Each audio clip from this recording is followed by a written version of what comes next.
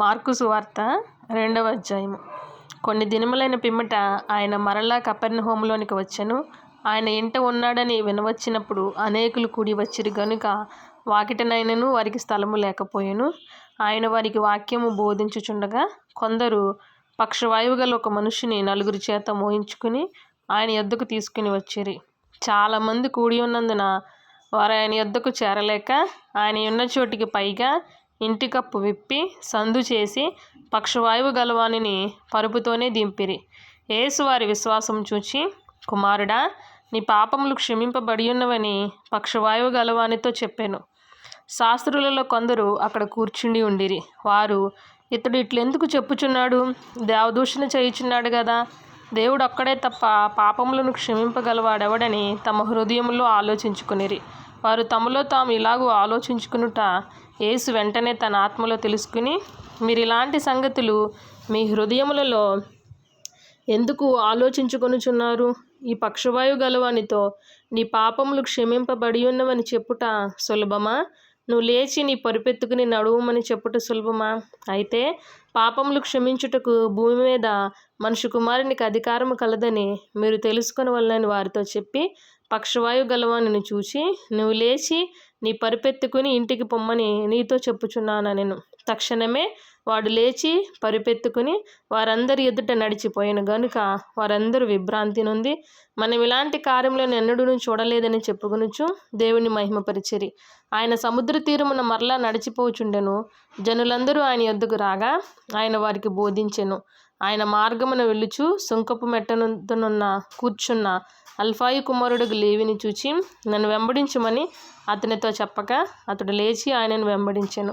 అతని ఇంట ఆయన భోజనమునకు కూర్చుండి ఉండగా సుంకరులను పాపులను అనేకులు యేసుతోనూ ఆయన శిష్యులతోనూ కూర్చుండి ఉండిరి. ఇటువారు అనేకులుండిరి.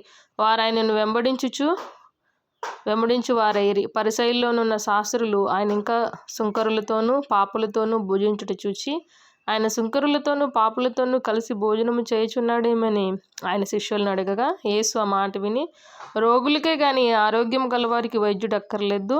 నేను పాపులనే పిలువచ్చి తిని గాని నీతిమంతులను పిలువ రాలేదని వారితో చెప్పెను.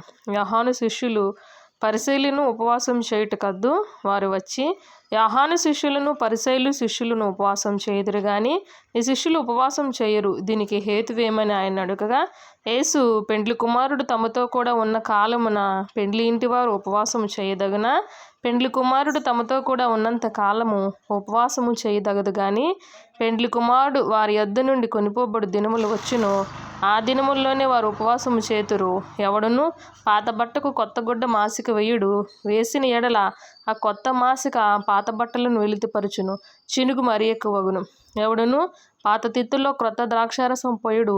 పోసిన ఎడల ద్రాక్షారసము ఆ తిత్తులను పిగుల్చును, రసమును తిత్తులను చెడును. అయితే క్రొత్త ద్రాక్షారసము క్రొత్త తిత్తుల్లో పోయవలెనని చెప్పెను. మరియు ఆయన విశ్రాంతి దినమున పంటచేలల్లో బడి వెళ్ళుచుండగా శిష్యులు మార్గమున సాగిపోవచ్చు వెన్నులు త్రుంచుచుండిరి.